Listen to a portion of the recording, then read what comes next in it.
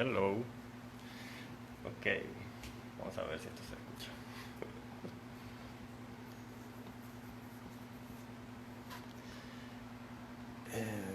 Request. Hola, buenas tardes. Ok, voy a verificar el sonido. Pedro Luis. Hola, hola. Bueno, súper, creo que sí se escucha bien, así que ¿Se escucha bien? sí, sí, de acá se escucha Súper, bien. súper. Buenas tardes a los que se van agregando. Muchas gracias. ¿Cuántas madres tienes? Hay mucha gente diciendo, hijo mío, imagino que se refieren a ti. Sí, yo creo que sí. Saludos, padrastros. Sí, Tengo un montón de padrastros por ahí. Dios sí. mío. Bueno, gracias a los que se van uniendo. Hoy vamos a hablar parte de lo que hemos estado haciendo en Coiba respecto a los estudios de la avifauna. Eh, una publicación reciente que salió de donde Pedro Luis lideró el trabajo y el listado de especies de aves para las islas de Jicarón y Coiba, que son las islas más al sur en el Parque Nacional Coiba. El Parque Nacional Coiba es un lugar muy especial en Panamá porque tiene una historia muy compleja, ¿no? Un sitio donde, primero que fue una prisión colonial, o se utilizó como una prisión por muchos años, en efecto casi por 80 años, y cerró recientemente, hace casi 16, 20 años. Y Correcto. el periodo, mientras que Coiba estuvo como una prisión, era muy difícil el acceso para la investigación. Entonces es súper interesante ver cómo, a pesar de ser un lugar tan diverso, con una historia natural tan interesante, comportamiento de especies únicos, y ser un lugar de, como le llamamos, un hotspot de biodiversidad o un punto de alta diversidad, era muy difícil hacer investigación en el sitio porque pues era utilizado como una prisión. Y en el momento en que se cierran las prisiones, entonces vemos este boom en investigaciones y pues muy complacidos de ser parte de las personas que tenemos la suerte de ir a este sitio y contribuir. Y bueno, actualmente el Parque Nacional Coiba es un lugar manejado por el Ministerio de Ambiente en colaboración con un comité muy especial que incluye el alcalde de Santiago, representantes de Senasí, representantes de STRAI, de Mar Viva y otra cantidad de un comité. O sea, que es un lugar donde que tiene una conservación especial. Eso es para resaltar. Para los que no están familiarizados en dónde está Parque Nacional Coiba, como nosotros no tenemos Mac, nos toca utilizar. eh, Cuando nosotros vemos Panamá, nosotros podemos ver que, que Coiba está en la parte más al sur del país. Y esto hace que, por lo menos, las islas que nosotros estudiamos sean islas que, que están dentro del límite sur del país, y eso también les da algo de relevancia. Entonces, para empezar, pues, Pedro, si nos puedes contar de quién es Pedro Luis, primero que todo, y luego yo agrego unas cosas de ti. Bueno, saludos a todos los que se están conectando ahorita mismo. Mi nombre es Pedro Luis Castillo. Actualmente soy todavía estudiante de licenciatura en biología en la Universidad de Panamá y me he dedicado desde mi vida universitaria a estudiar las aves. Gracias primeramente al Smithsonian que me abrió sus puertas en la colección de aves de STRAI, que está ubicada en la Calzada Amador, y desde allí he iniciado esta carrera que es lo de la ornitología, estudiando este grupo que me ha interesado desde muy pequeño, la verdad, así como muchos grupos de animales. Pero sí, prácticamente eso soy y me dedico a ser asistente de investigación, apoyar a ciertos proyectos más que todo de aves y de mamíferos con cámaras trampa. Y adicional a eso, Pedro Luis es una de las pocas personas en el país que tiene la capacidad de identificar más de 800 especies de aves sin el libro. hay personas que los que son apasionados de las aves saben que esto es un entrenamiento que requiere tiempo y a su corta edad, pues ya es miembro del Club de las 600, para el club de los fanáticos de los pajareros que se celebra todos los años. Y también ahora es revisor de eBird, que son pocas las personas en el país que alcanzan, que consiguen los criterios para considerarlos como revisores de eBird. Entonces eso habla mucho de las destrezas en campo que tiene Pedro Luis para identificar distintas especies de aves.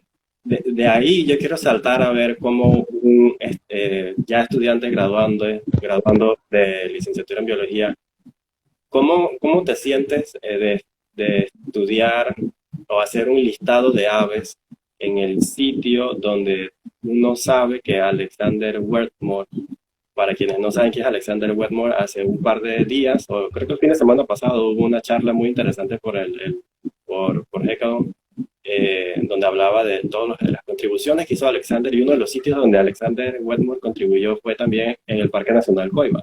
Fue la primera persona en hacer el listado de aves más completo que se conoce para este sitio. ¿Y cómo te sientes, Pedro, de tomar ese desafío de ir a Coiba y a actualizar o seguir los pasos de Alexander Wetmore?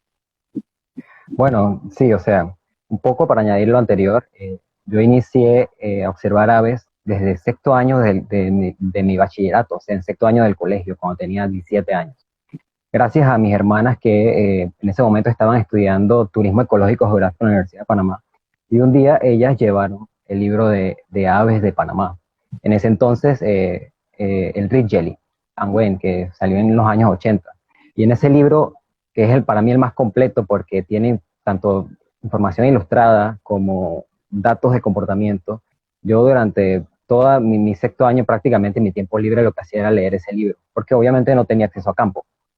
Entonces, obviamente, en toda la literatura se mencionaba al gran y espectacular Alexander Wetmore, que es el ornitólogo que vino a Panamá en los años 40 y terminó pajareando y colectando en los años 70, y prácticamente es el padre de la ornitología panameña. Y obviamente desde ese entonces supe que él recorrió el país y también elaboró el primer y único listado oficial de las aves del Parque Nacional Coiba, el cual publicó en el año 1956, cuando aún era una prisión, pero tuvo acceso. Y estuvo en la isla por más de un mes colectando. Para los que no saben, colectando es disparando y atrapando las aves para hacer taxidermia y colecciones de museos, para entonces ir a laboratorios especializados y entonces catalogar si se pueden tratar de nuevas especies. Obviamente, él le llamó el interés Coiba porque era una isla, y en la isla siempre se da lo que es el fenómeno de especiación. Entonces, él elaboró este increíble proyecto donde registró 133 especies en su momento, y obviamente fue un reto. Entonces, viendo ya la historia, y cuando se da la oportunidad de ir a Coiba en el 2017 con Claudio, bajo el proyecto de los monos cariblancos de Coiba que usan herramientas, y fui, pero bajo otro proyecto. Pero siempre estaba esa duda ahí como que, bueno, el único estudio que se ha hecho en Coiba es del 56. Y hay unos sencillos de los años 90, otros del inicio de esta década, pero bueno, esa parte me motivó. Entonces, ya para entrar a la parte de cómo a los dos se nos ocurrió hacer un listado, también es porque cuando Wetmore publica esto, él hace colectas prácticamente en todo el Parque Nacional, a excepción de Isla Jicarón. A pesar de que Jicarón es prácticamente la quinta isla más grande del Pacífico panameño, que es casi 2 veces el tamaño de Taboga, para que tengan una noción. Y él no pudo ir, por diferentes motivos, porque es peligroso en parte, porque la isla está rodeada de un litoral rocoso en el que no hay prácticamente playas y tiene un acceso muy difícil. Pero obviamente se dio la oportunidad. Entonces en el 2017 llegué, y mientras estaba fregando los trastes del desayuno, me senté a la orilla de una quebrada ahí que estaba, con cocodrilos y todo, y me quedé mirando al cielo, y vi una especie que se llama Buteo albonotatus, o Suntail Hawk. Y yo me la quedé viendo, y yo como que, ok, esta especie no está registrada, obviamente, para jicarita, y menos para el Parque Nacional Coiba. Y yo terminé de fregar y fui donde Claudio y le dije, bueno, Claudio, esto está interesante. No, esta es la primera gira y ya vi una especie que es inclusive nueva para el parque y bueno, es hora de trabajar. Y vamos a hacer un listado y el primer listado para esta isla. Sí, ya anteriormente, antes de que nosotros fuésemos a trabajar para este proyecto de los monos cariblancos en la isla Jicarón, en el 2015, George Anger, quien es uno de los dos autores del libro actual o más reciente que tenemos disponible para aves de Panamá, con una guía de campo en el país, ya George había hecho una pequeña lista, pero la visita de George fue bastante corta porque nosotros estábamos en ese momento lo que le llamamos el Coiba Biopix. Había interés pues, de actualizar algunas de las especies, de hacer unas observaciones. George hizo el listado lo más que pudo, pero o sea, el límite de tiempo que tuvimos en el 2015 fue bastante, porque teníamos que estar distribuidos más que todo concentrados en Coiba, en la isla de Coiba, y en Jicarón solamente, creo que el tiempo que George pudo estar en Coiba, en Jicarón, fueron como 2 días, y pues observar, o sea, hablando todo lo que pudo, eso era como un robot, anotando, escuchando y guardando todas las observaciones, pero es limitado, ¿no? Entonces, gracias al proyecto este de los monos cariblancos, pues nosotros nos volamos y hemos hecho entonces una lista un poco más extensa y agregando entonces a lo que yo tenía en su listado. Y adicional a eso, antes de George, en el 2009, creo, Cuatro, cuatro. 2004, un estadounidense llamado Oscar Johnson, que también es estudiante de doctorado en la Universidad de Luisiana, él hizo una visita también corta, pero en esa visita corta tiene unos registros que son muy interesantes y que también entonces lo incluimos y nos cooperó también con todo lo que pudo en el listado. Y todo ese esfuerzo, a pesar de que bastante esfuerzo, nos ha arrojado a tener 115 especies en el listado para la isla de Jicarón y 53 para la isla de Jicarita. Ahora, la isla de Jicarita es una miniatura en comparación a Jicarón, pero es fantástico el lugar, ¿no? Y es una de las partes que más nos interesa del sitio, de hecho, porque eh, ahí es el límite, es la isla límite al sur del territorio de Panamá.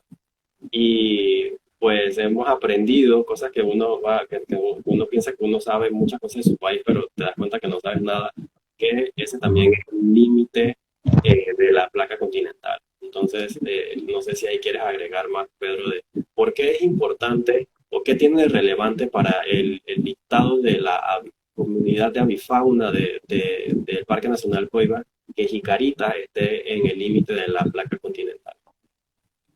Sí, o sea, hay que mencionar que el Parque Nacional Coiba incluye Jicarita y Jicarón como parte de su territorio, pero también incluye, la mayoría del Parque Nacional son aguas marinas oceánicas.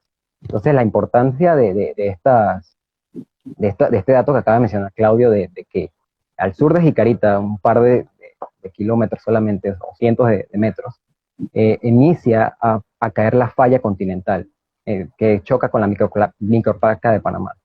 Entonces, ahí vemos una diferencia en lo que son mares y océanos. Y entonces, para la parte ornitológica, esto es bien importante, para ornitólogos, tanto para observadores de aves, porque en esta zona, donde inicia un océano verdadero, o sea, océano de aguas profundas, hay grupos de aves que por lo general no vamos a encontrar en mares panameños, ni en la bahía de Panamá, ni en el Golfo de Chiriquí, o son muy raros, porque a veces llegan, pero principalmente por tormentas o fenómenos naturales. Pero son aves que se le llaman aves pelágicas, que están en mar abierto y prácticamente toda su vida la cumplen en alta mar. Y anidan en islas como Galápagos, en Malpelo, en Coco, pero nunca se ha documentado que pelágicas aniden en Jicarita. Aunque nosotros observamos aves marinas, no pelágicas, anidando en esta isla. Pero esto indica que estas aguas funcionan para que estas pelágicas se alimenten de especies únicas en parte, porque también se alimentan, por ejemplo, de calamares y peces pelágicos también, que tienen una dieta en particular, que obviamente los sustituyen otros depredadores como aves marinas que ustedes conocen, como son las gaviotas, los piqueros, los pelícanos. Ellos cumplen la función de depredar y hacer el control biológico de especies en las aguas poco profundas, pero en mar abierto tenemos aves pelágicas que cumplen esa misma función, pero son aves mucho más raras de observar. Y hablando de mar y océano, algo que siempre ha sido admirador y también preocupante a la vez es por qué Pedro Luis decide acompañarnos en las giras para ir al Parque Nacional Coiba cuando Pedro Luis le tiene miedo al mar. Sí, es cierto lo que Lo menciona Claudio. Coiba es súper interesante porque mientras vamos en camino, pues todos súper tranquilos, pero al momento que llegamos al muelle, el joven Pedro es el primero en buscar el sitio más seguro, el punto más céntrico del bote y el primero en buscar su chaleco. A pesar de que él ha tomado cursos de natación en la Universidad de Panamá y todo eso, todavía le tiene temor, pánico a las aguas. Entonces, ¿cómo Es es algo de familia, es algo de familia. cómo es ese encuentro de emociones de que estás como que quieres ir a ver, a participar de la investigación y ver aves y todo lo demás, pero cómo interactúan esas emociones con las emociones de enfrentar el miedo de entrar porque una vez entramos en Coiba, esos son aguas que pueden ser un poco tenaces. Sí, exacto, exacto. Casualmente, la primera gira que hicimos, nosotros en total hicimos 7 giras para documentar especies, y la primera que yo hice fue en el 2017, y fue en julio. Julio es una época crítica en el Parque Nacional Coiba, porque hay que destacar también que el Parque Nacional Coiba tiene un microclima específico, o sea, es una cosa increíble, es un laboratorio viviente en todos los aspectos, tanto en fauna, flora, así como en su clima. Entonces, en julio, que también a nivel nacional es temporada lluviosa, tuvimos una experiencia bien terrible, bueno, más que todo para mí, pero es que el capitán nos dice, llegando a Coiba, registrándonos con mi ambiente, y de ahí partiendo a Jicarón, él nos dice que solamente tarda 1 hora y 20 minutos en llegar a Jicarón, navegando por alta mar. Resulta que salimos y había una tormenta formándose, y pasaba la hora, luego 2 horas, luego 3 horas, y no llegábamos a ningún sitio. Y llegó un momento en el que no veíamos absolutamente nada. Literal, estaba nublado, aguacero cerrado, y se escucha bonito, de que, por ejemplo, yo vi una ballena como a 5 metros del bote, al nivel del bote, porque una ola la levantó. Nuestro bote se le metieron como 5 olas por la proa, y fue una aventura, o sea, que yo estaba rezando, poco rezo, pero estaba rezando bastante. Y, o sea, esa Pero, primera experiencia para mí hubiese sido como, yo no vengo más acá, yo no quiero porque quizás estoy arriesgando mi vida, quizás me hubiera dado un paro cardíaco antes de morirme ahogado, pero, pero después de allí, ninguna otra gira fue tan violenta como esa del 2017, pero me quedo con lo positivo, ¿no? Llegando a la isla, cuando al fin la visibilizamos casi a la cuarta hora, que les pegaban empezó unos rayos de a luces, llover y que se veían ballenas saltando, eso me dio la bienvenida y me tranquilicé. Y ya ahí me flechó un poco la isla, y me motivé a seguir yendo en las siguientes giras. sí, esa parte es interesante siempre de Coiba, de cómo a veces de tierra firme a la isla de Coiba, un sol impresionante. Y apenas salimos de la estación de mi ambiente y entramos al sur de la isla, ya al Pacífico abierto, el clima puede cambiar en cuestión de segundos y Sí, es algo exacto, o sea, impresionante. Pero lo interesante exacto. ahí es que ese día, o como mencionabas después, o en conversaciones, ¿cuál fue? Que es una pregunta que tenemos, ¿no? O sea, no sabemos si los pescadores aprenden a utilizar la observación de aves como indicadores de que viene una tormenta fuerte y deben salir del mar, porque ese día, hablando de las aves pelágicas, observaste una especie de ave pelágica en mar adentro, por islas de las islas Canales. Entonces, eso es bastante cerca de tierra firme. ¿Qué impresión tienes tú de eso? Sí, o sea, me llamó la atención porque no lo he hecho. Consultar, por ejemplo, a todos los que son pescadores, navegantes de la bahía de Chiriquí, el Golfo de Montijo, que ellos navegan en esa zona del Coiba para pescar. Pero sería interesante saber si las aves, por ejemplo, las pelágicas, les avisan a ellos cuando hay tiempos o tempestades fuertes, porque obviamente cuando se forman estas tempestades en alta mar, arrastran este montón de aves pelágicas o cerca de tierra firme y se registran. Por ejemplo, en esa gira, en canales de afuera, que solamente está a un par de kilómetros de tierra firme de la península de Soná, vi pelágicas. Y en otras giras donde no había tormentas, y quizás también fluyen las corrientes marinas, simplemente no vi. Las vi fue para el sur. Simple y llanamente en las aguas de Jicarón, que están más cerca a lo que ya mencioné, que es la placa de la falla continental. Sí, exacto. Es lo que hace único Coiba, ¿no? Sí, Cada gira es una aventura y, y a pesar de que hemos hecho ya un ciclo de giras y que, bueno, debimos haber hecho otra gira en uh-huh. marzo que fue pausado debido a la cuarentena y todo lo demás por la pandemia, eh, sí llegamos a completar un esfuerzo de muestreo bastante considerado, ¿no?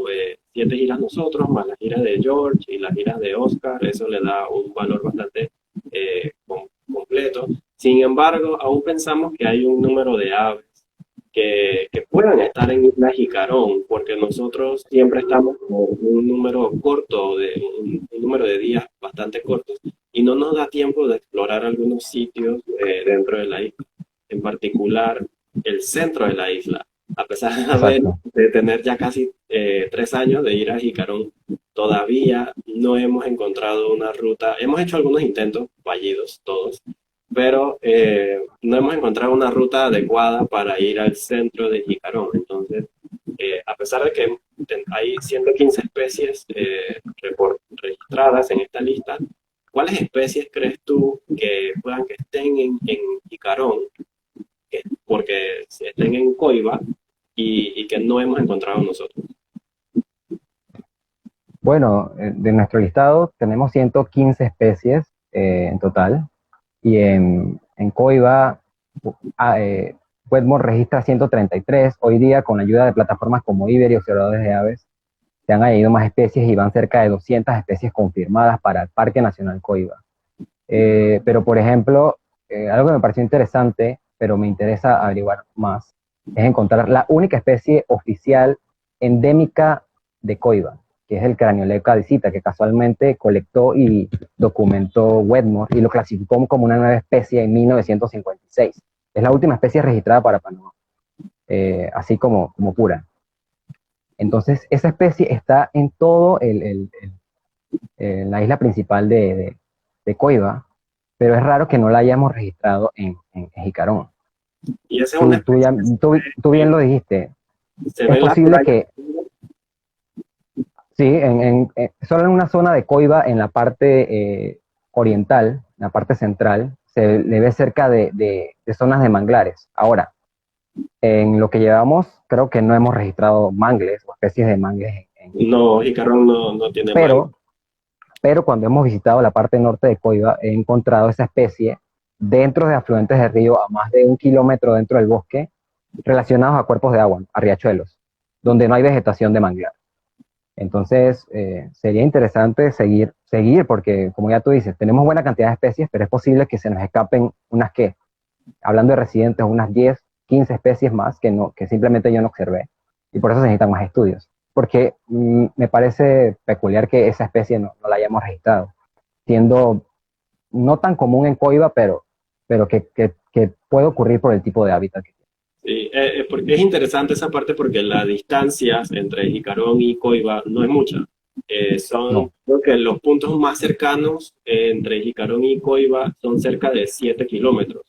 De 7 sí. kilómetros no es una distancia tan tanta para algunas especies, pero para otras especies sí puede serlo. Entonces, 7 kilómetros sí Ujú, puede ser una barrera para que ciertas especies puedan viajar con frecuencia entre las dos islas. sí. Entonces, en ese aspecto, ¿cuáles especies de las 115 que están en esta lista, cuáles consideras tú son residentes de Jicarón? O sea, especies que viven en Jicarón, que se reproducen en Jicarón y que no, la población está en una vía o en un futuro, si es que ya no lo han alcanzado, porque necesitaríamos datos genéticos para corroborar especies que estén en un proceso de especiación atrapados en esta isla, antes Sí, en el tema de, eh, porque Jicarón y Coiba estuvieron conectados a tierra firme yo iba a hace hablar de eso. muchos años, ¿no? De tierra firme se separaron cerca de 14.000 años, creo, según los nuevos análisis Ujú. batimétricos de Aaron Odea y su equipo. Pero Jicarón y Coiba estuvieron unidas por unos 3 4 mil años más. Entonces, la separación entre estas dos islas es Es reciente, reciente. de 7 9 mil años. Eso es nada de Exacto, tiempo. exacto. Sí, o sea, lo que mencionas y es importante recalcarlo para la audiencia es que Coiba, el Parque Nacional Coiba y la isla de Coiba no siempre fue isla. En algún momento de la era geológica moderna o actual, y hablo actual de un millón digo, de hace 30 millones de años hacia acá, ella estuvo unida a tierra firme. E inclusive, quiero entrar un poco en la parte antropológica, que es que una vez se descubre el mar del Sur por Pascual Balboa en 1513, en 1516 llegan los primeros españoles a Isla Coiba y allí encuentran la isla densamente poblada, o sea, habían nativos en la isla. Ellos documentan que habían más de 50.000 habitantes. Pero ¿qué pasó? Por la esclavitud, la mayoría, bueno, todos fueron extirpados de la isla y los nativos y fueron comercializados en tierra firme. Entonces, en menos de 30 años del descubrimiento, ya para 1550, los españoles habían exterminado los nativos que habitaban en Isla Coiba. Entonces, hay que mencionar que antes de la conquista, Coiba estuvo habitada y también tuvo un impacto por esa gran cantidad de personas que habitaban en esa zona. Y obviamente ellos llegaron, también se documentan que en Panamá los primeros nativos llegaron hace cerca de 10.000, 9.000 años. Están registros arqueológicos por Richard Cook, y es posible que ellos llegaran caminando por islote, navegando ciertas zonas y llegaran de una manera sencilla a Coiba, porque estaba parcialmente unida a tierra firme. Entonces ellos estaban. Entonces de 1550 hasta la actualidad, con excepción de la prisión, que ha sido el único impacto ecológico o antropogénico que ha tenido la isla, esos casi 500 años, 400 años, funcionaron para que la isla se regenerara. Y hoy día tenga lo que es los bosques, los últimos bosques en grandes extensiones, húmedos tropicales de tierras bajas del Pacífico panameño. Hoy día solamente lo tiene Coiba y las tierras altas del Parque Nacional Cerro-Olla en Azuero. Pero ya lo que es todas las zonas bajas de lo que en algún momento tenía similitud en cuanto a quizás cobertura boscosa y vegetación, hoy día simplemente son potreros en tierra firme. Entonces, ya hablando nuevamente de lo del aislamiento, hace apenas 12.000 años, 10.000 años se separaron completamente de tierra firme. Esto ha hecho que ciertas especies presenten cambios en conductas, cambios en coloración, en algunas medidas morfométricas, pero no lo suficientes como para llamarse nuevas especies. Claro, esto está en duda. Hay que hacer estudios genéticos para corroborar esto y hacer buenas pruebas para ver si en este momento están evolucionando, simplemente no han cambiado o están en ese proceso muy bien marcado. Entonces, lo que preguntaste es qué especies están en Jicarón y en Coiba, pero que no hay un flujo actualmente en las dos islas. Podemos mencionar la paloma de Coiba, que es endémica de Coiba, aunque hoy día está en debate si es una especie diferente a la de tierra firme. También está otra especie que puede encontrarse allí y que es difícil que haya flujo entre islas, es el famoso Troglodites aedón, que creo que toda la audiencia aquí se familiariza con él, que son los famosos ruiseñores de caza, los sotorreyes, que en tierra firme es curioso porque están asociados a vivir con las personas, en áreas urbanas, en casas, inclusive utilizan la casa de uno para hacer sonidos. Pero en Coiba y en Jicarón, esta especie se encuentra dentro del bosque y cumple funciones que en tierra firme las cumplen otras especies de sotorreyes. Entonces, hoy día, en el Parque Nacional Coiba, de la familia Trogloditidae, que son los famosos ruiseñores, solamente se encuentra el Troglodites aedón y es dueño y señor de la isla. Y esa especie es curiosa porque como no hay un flujo y no puede migrar de la isla Tierra Firme, y ni siquiera de Jicarón a Coiba, estamos hablando de que esta especie en el futuro quizás sí se pueda especiar, porque ya estamos observando que tiene vocalizaciones diferentes y Sí. tiene conductas diferentes. Y esa es una especie que, hablando en buen panameño, a mí en lo personal me chifea siempre. Y como yo no, mi expertise no es aves. Yo sé identificar 10 especies y eso tal vez sea demasiado, ¿no? Pero cada vez que estamos en Coiba y escucho un canto, yo, Pedro, ¿esa qué es? El ruiseñor. Pedro, ¿eso qué es? El ruiseñor. Pedro, ¿eso qué es? El ruiseñor. Entonces, la diversidad de cantos, como es distinto a los de acá de Tierra Firme, y como no estoy expuesto a esos cantos con permanencia, sino como cada 3 meses, entonces a uno se le olvida de la memoria el sonido. Y siempre estoy consultando si ese es una especie, porque la idea es como estar pendiente si tenemos algún registro nuevo. Pero siempre, Sí, mis contribuciones siempre son con el ruiseñor. Así que no es que contribuya mucho, solo para sí, sí. tentar la paciencia de Pedro a ver si siempre me va a responder que es el ruiseñor de una manera amable, que hasta el momento siempre ha sido así. Así que muy bien por tu paciencia, Pedro.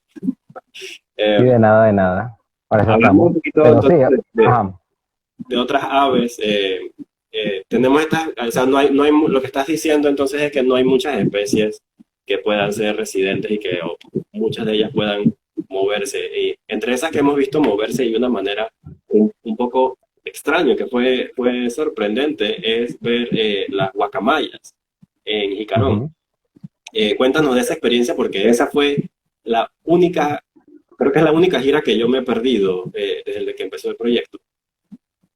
Sí, exacto. Es curioso porque hoy día, y quizás por lo que hablé de la deforestación en tierra firme, en Panamá el único lugar donde puedes encontrar poblaciones saludables de guacamaya roja, aramacao, es en Coiba, solo en el Parque Nacional Coiba.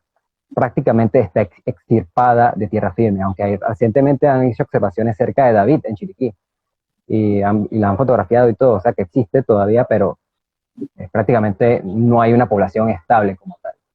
Entonces, esta especie sí tiene, sí es una especie que podría salir de la isla buscando nuevos territorios. Son aves grandes, de gran envergadura, que se pueden mover grandes distancias. Y lo curioso es que solamente una vez la observamos en Jicarón. Y fue mucho más interesante saber que nuestro capitán, Eliezer, que es uno de los pocos capitanes que viajan en esa zona, por lo difícil que es, él ya anteriormente había observado eso. Y son individuos de una población de guacamayas del sur de Coiba que vuelan los 7 kilómetros de mar o hasta más, 10 kilómetros, y llegan a Jicarón a alimentarse de los almendros, la terminalia catapa, que es una especie de árbol costera, y llegaban a alimentarse. O sea, que lo usan como un sitio de forrajeo, como le llaman los biólogos, o de alimentación. Pero como solamente lo observamos esa vez y que estaban moviendo de isla en isla, no hemos encontrado todavía poblaciones locales en Jicarón, pero es interesante saberlo, que la utilizan, por lo menos para alimentarse, y eso es algo muy importante para la especie, que hoy día está protegida por ley. Sí. Y aquí Carla Aparicio nos hace una Ajá, pregunta interesante de los tucanes. En la isla de Coiba no se ha reportado tucanes y en el listado de Jicarón y Jicarita tampoco tenemos tucanes. Pero a pesar de ser una especie que podría llegar entre uh-huh, isla e isla, porque la distancia realmente entre las islas desde tierra firme, hay como un puente de islas, sí. pero no hay tucanes. ¿Qué nos cuentas de tucanes y qué otras especies que están en tierra firme que uno pensaría que están en el Uh-huh. parque, pero no están?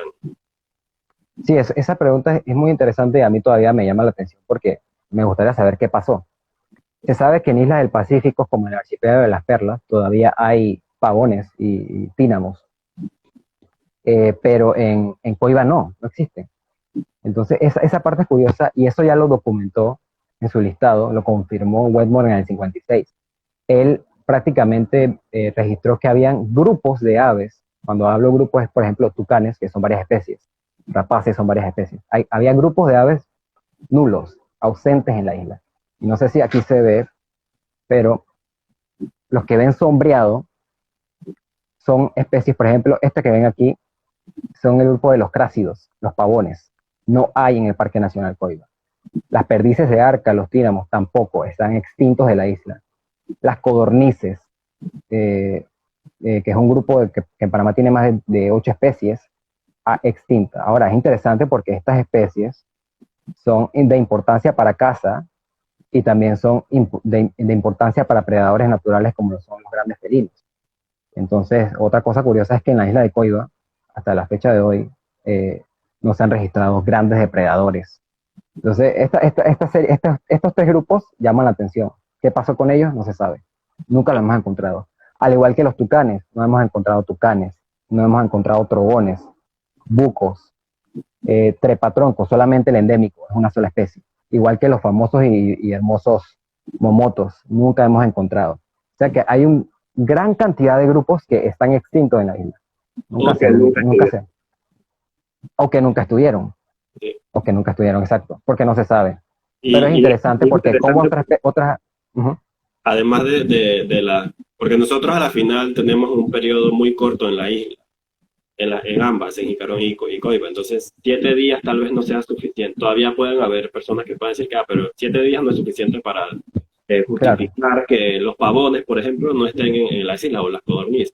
Pero las cámaras trampas se quedan en las islas, han estado por 3 años, y en 3 años de muestreo de cámaras trampas no tenemos ninguno de las codornices, ni los pavones, ni los tínamus. Entonces eso le da más certeza a la ausencia de estas especies en el parque, y pues sí, da esa curiosidad porque uno ve como los cracks en otras islas, no solamente en Panamá, pero en otras islas, por ejemplo, creo que Trinidad y Tobago, una de estas islas, allá hay cracks. Entonces, correcto, como si estas islas están incluso a mayor distancia de tierra firme, cómo llegaron allá.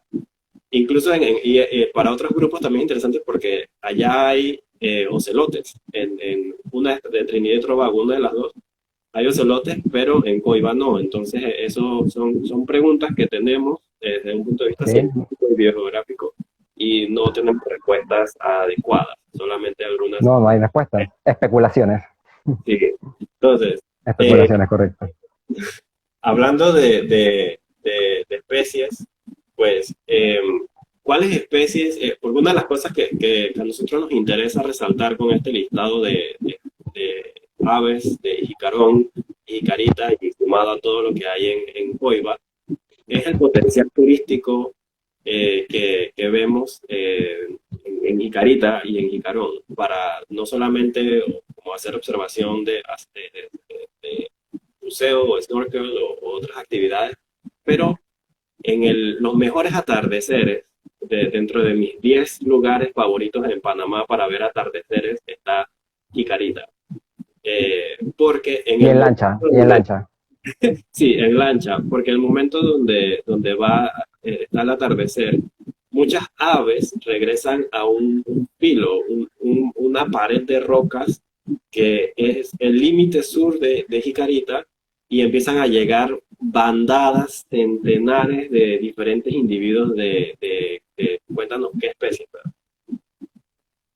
Sí, o sea, la parte turística siento que tiene mucho potencial, tanto Coiba como Jicarón, por el hecho de que en el trayecto puedes observar tanto mamíferos acuáticos como lo son ballenas y delfines, zonas de arrecifes coralinos, playas hermosas, pero también tenemos esa parte y ese boom de observación de aves que se haga de forma responsable en la parte sur, porque en Isla Jicarita, que es el hito sur de Panamá, la última porción de tierra firme, es un mega acantilado donde en las tardes se congregan más de 400, 500 individuos de brown boobies o piqueros pardos, que son aves marinas, y que en las costas panameñas son pocos los sitios de anidación donde se han documentado. O sea, estos sitios son importantes también para la conservación, ya que, o sea, quizás una persona lo vea y que, bueno, es un despeñadero, eso es un poco de piedra, podemos hacer un hotel allí, pero no.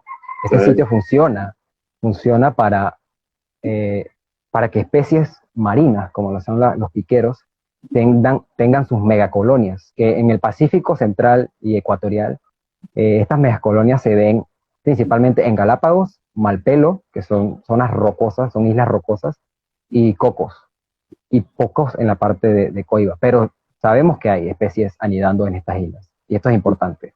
En Entonces, Icarita, entonces, obviamente, en la parte del tour, en bote, para ver esto es espectacular. sí, desde bote, porque no hay punto para, es Pacífico abierto y no hay un punto donde eh, llegar con el bote. El bote tiene que estar en movimiento todo el tiempo porque las olas te van empujando también. Entonces, pero sí es un lugar súper fascinante y si pueden, son uno de los pocos lugares donde yo me he quedado como, wow, esto es Panamá, porque realmente el paisaje es impresionante, ¿no? Entonces, además de ver todo si uno va a la hora apropiada durante la época seca y va como a las 5:30 y empiezas a ver todas estas aves bandadas llegar, es un espectáculo, una presentación única, un show único. Pero Ujú. además entonces hay otros agregados, ¿no? En esta isla de Jicarita, desde el bote se ve una pequeña torre. Y eso es una torre que fue colocada durante, por los estadounidenses para, se supone, o que estoy seguro, que creo que si estoy bien, es para la Segunda Guerra Mundial, entonces, porque eso era un punto de vigilancia. Pero ya eso está abandonado, pero está la estructura ahí. Y también ahí encontramos unos bunkers en la última gira que también es interesante entonces este aspecto histórico de Ujú. cómo esta isla era un punto estratégico para la observación antesala de enemigos en aquel momento, pero hoy día pues como ha sido dominado por más que todo por aves, porque en Isla de Sí, Jicarita no tenemos evidencia de la presencia de ningún mamífero, posiblemente haya algún roedor, pero fuera de eso no hemos sí. observado nada, y además que es una isla que prácticamente un 30% de esta isla pequeñísima son acantilados.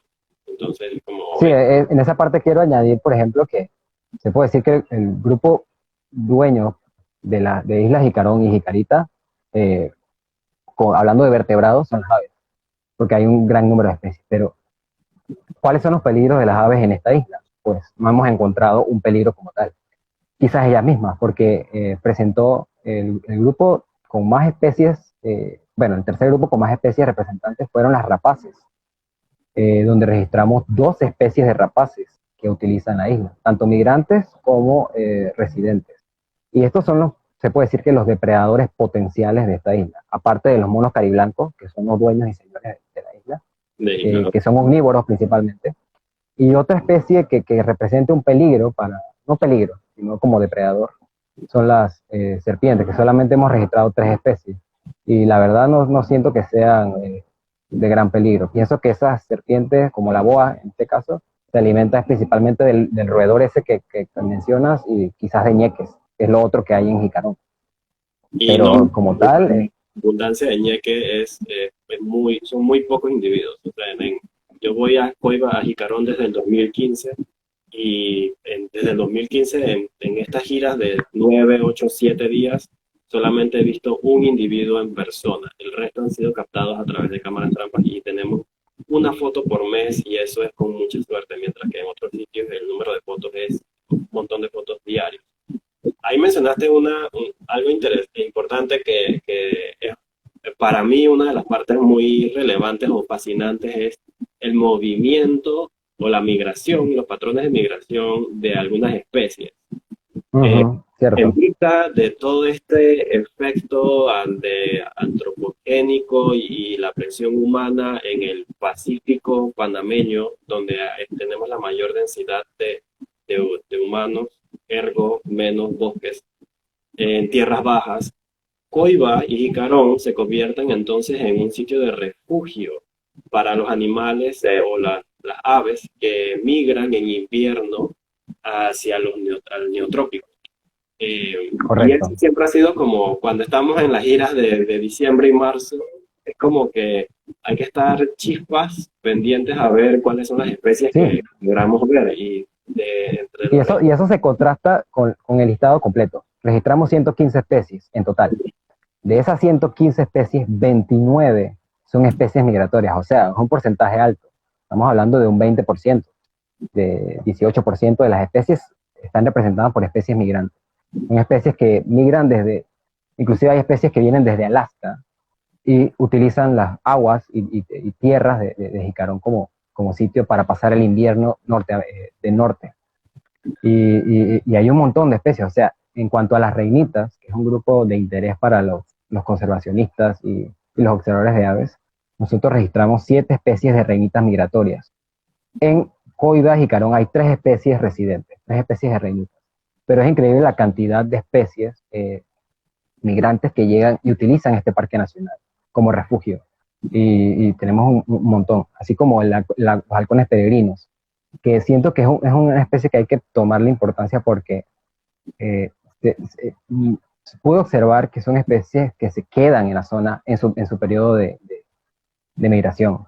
Y en todas las giras y en el periodo de migración registré halcones peregrinos, así como águilas pescadoras, que se ven con frecuencia en las costas cazando peces.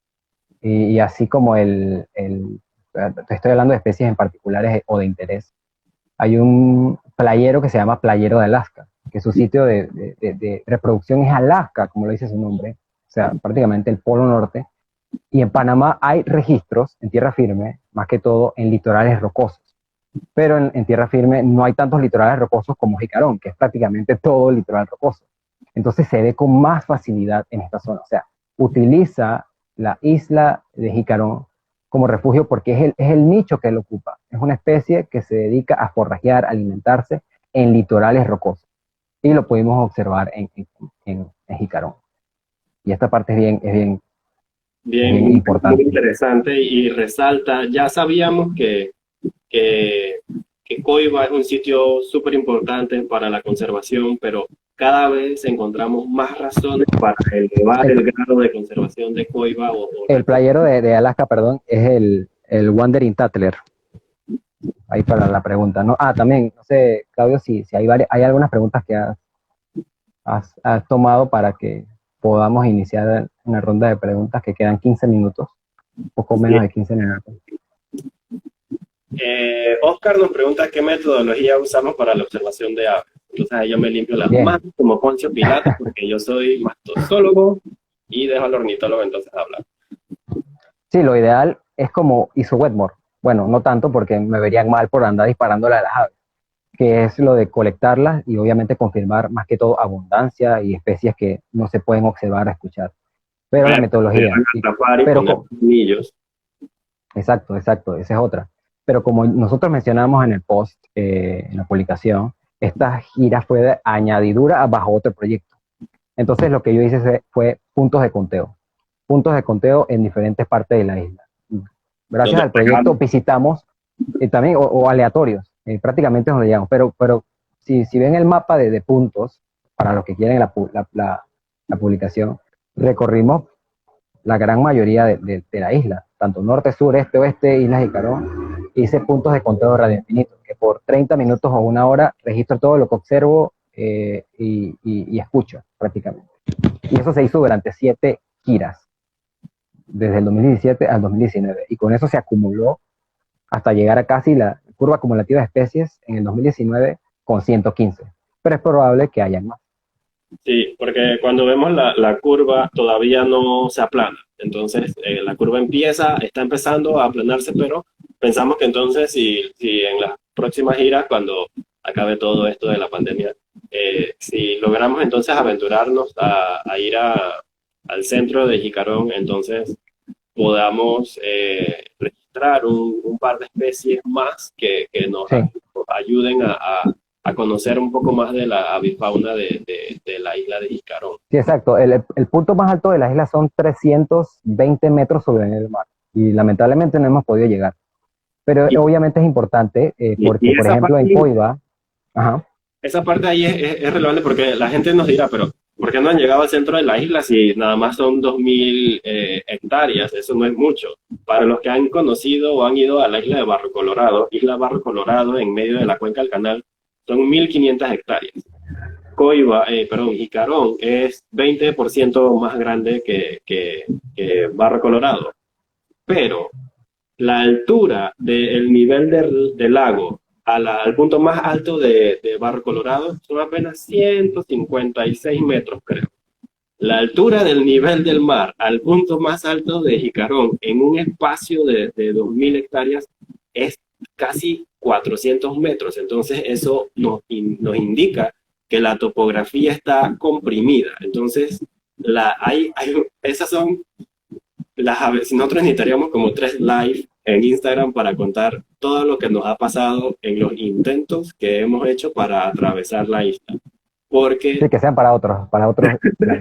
siempre nos sale el tiro por la culata porque el bosque, pues no hay senderos, los GPS ahí siempre se chispotean, es un punto donde hay muchas nubes, todo siempre entonces estamos como a la intemperie y hemos fallado en todos los intentos que hemos hecho de atravesar la isla porque hay veces que nos encontramos con paredes de montaña y o sea, no son tan altas, pero el grado de inclinación que tienen y que el suelo es súper inestable en muchos sitios nos dificulta avanzar y entonces uno lleva su maleta, su equipo, llevamos las cámaras trampa y las baterías adentro de las cámaras trampa, entonces son pesos y las botellas de agua y entonces es como eso es más cansón pues siempre en todos los intentos que hemos hecho no hemos no conseguido nada, pero, eh, pero sí sabemos que o pensamos que pueden haber más especies que agregar para la isla. Sí, Acá, correcto. Rosabel hace otra pregunta. De todas las observaciones que hicieron de los playeros fue en época migratoria. Bueno, ahí sí creo que tengo que chequear bien el escrito porque me parece que vi como dos especies fuera del tiempo ideal de migración. O sea que esa parte es interesante también. Pero sí, la mayoría fueron en sus periodos normales de migración. Y aquí hay otra pregunta. La variabilidad de la alimentación en especies es muy importante. ¿Cuál es la variabilidad no solo de plantas que existen en las islas? Bueno, ahí voy a agregar tal vez un poquito. Con los estudios que ha logrado hacer Alicia Ibáñez, que es como la, la, la diosa de investigación para el Parque Nacional Coiba, porque invirtió 20 años visitando todas las islas, pero principalmente la isla de Coiba. En lo que Alicia ha logrado colaborar con su libro, Coiba, la isla de Coiba, tiene alrededor de un 54, sí, 55% de similitud con la flora de tierra firme, Bahía Honda, utilizándolo como referencia. De ahí, de Coiba a Jicarón, entonces se pierde también una diversidad de flora.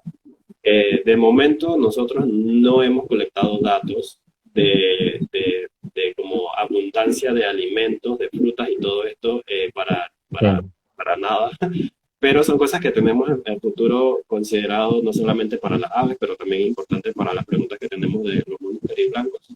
Eh, pero no sé, entonces ahí que quieras agregar. ¿Cómo piensas tú entonces que pues, la disponibilidad de alimentos para las aves, en especial las aves que son frugívoras? sí. Sí, cabe resaltar que la mayoría de las especies que hemos registrado o son depredadoras como las rapaces, que se alimentan de insectos o de otras aves, o inclusive de primates, y bueno, no creo que de primates en esa isla. Y el otro gran grupo son insectívoras. O sea, son pocas las especies frugívoras que encontramos en el Parque Nacional y en Jicarón. Así que esa parte sí, obviamente desconozco cómo varía su dieta, obviamente puede variar, por lo que ya mencionó Claudio de las diferencias que presentó Alice Ibáñez en su proyecto. Y sí, sería darle seguimiento en el futuro para ver qué tal. Y obviamente si esto influye en lo que es comportamiento de reproducción, todo está ligado. O sea, todo esto influye, hasta en la evolución influye de las especies. Y sí, son datos valiosos que en el futuro se deben tomar.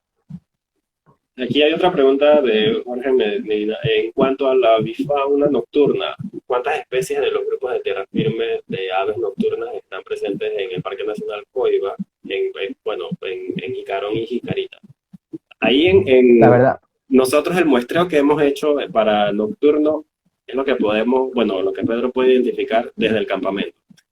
Y Sí, en algunas ocasiones sí hemos hecho algunas giras leves alrededor de la costa cuando vamos a buscar otras trampas, pero en sí, por la ausencia de senderos, eso realmente dificulta muchísimo hacer muestreos nocturnos. sí.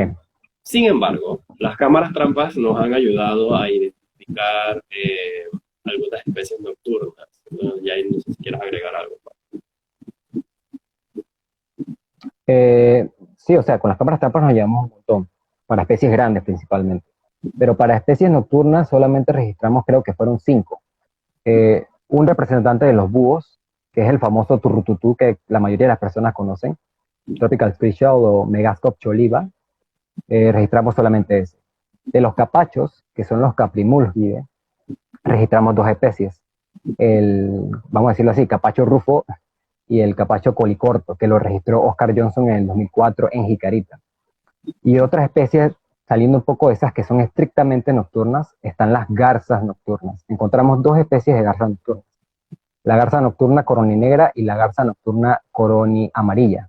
La coroni amarilla se registró gracias a las cámaras trampas. Yo nunca la observé. Esas son datos que obviamente funcionan y dicen que una persona no va a registrar todo y que se necesitan más estudios en la zona. Sí. Y sí, y ahí creo que, bueno, alcancé a leer la pregunta de Oscar, a esa iba. Sí, sí, exacto. Pues primero la de Michelle rapidito, la de Ajá, la ausencia de especies por especies que mencionaron puede deberse a la presencia de humanos hace tantos años.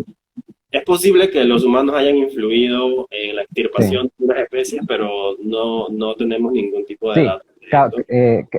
sí, pero cabe destacar, voy a mencionar que la población de, de Jicarón, digo, de Coiba, estuvo presente por más de 3.000 o 2.000 años, según la arqueóloga Ilian Izaza, en sus datas colectadas. O sea que estuvieron bastantes años los nativos en ese parque, en esas islas. En ese momento quizás no eran tanto islas, pero sí quizás hubo una presión por tanto tiempo y claro, no se descarta. Por eso yo siempre lo pienso y es una idea posible de que hayan sido exterminadas, pero solo queda en palabras, se necesitan estudios para Sí. confirmar eso o Y descartarlo. entonces, antes de terminar, la pregunta de Oscar de cómo catalogas la diversidad de colibrí.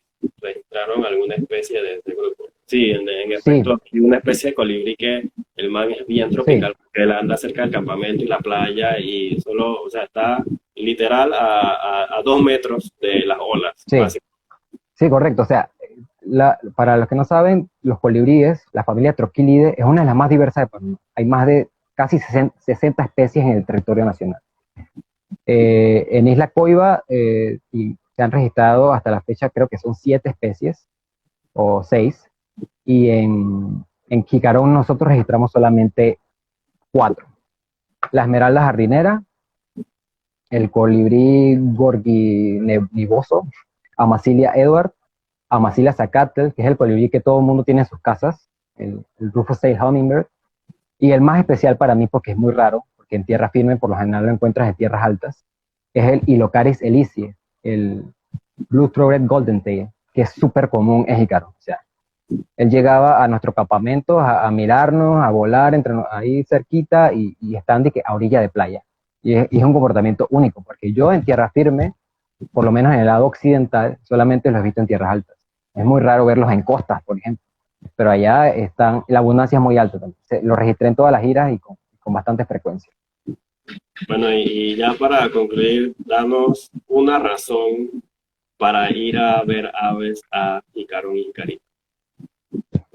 Porque es una aventura muy diferente. O sea, a los que nos gusta la observación de aves y en la audiencia, que sé que hay bastantes, es una experiencia diferente, porque en esta zona te ofrece todo. Puedes disfrutar desde el trip saliendo de la península de Soná, ya sea desde Arrimadero, desde Montijo, desde donde quieras, Bahía Honda, pasar por Coiba, ver sus aguas espectaculares, tener la oportunidad de ver fauna asociada, los arrecifes, y llegar a Jicarón, tener la oportunidad de bajarte, observar especies un poco raras o diferentes, Un y lugar, terminar en Jicarita, pero bueno, ya y terminar en Jicarita está acabando el tiempo.